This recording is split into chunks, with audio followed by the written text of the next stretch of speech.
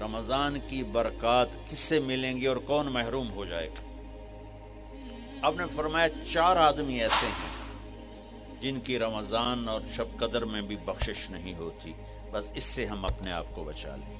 کون ہے یا رسول اللہ؟ آپ نے کہا مدمن خمرن، شراب کا عادی، کبھی کوئی پی لے توبہ کر لے، میں اس کی اجازت نہیں دے رہا ہوں، مدمن کا لفظ ہے کہ جو روزانہ شراب پیتا ہے، اس کی رمضان میں بخشش نہیں۔ عاقل لوالدیہ، جو ماں باپ کا نافرمان ہے، اس کی بخشش نہیں۔ قاطع الرحم، رشتہ داروں سے لڑنے والا، اس کی بخشش نہیں۔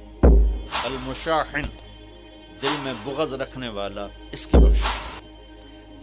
ہر وہ چیز جو میرے آپ کے لیے نقصان دہ اللہ نے حرام کر دی، ہر وہ چیز جو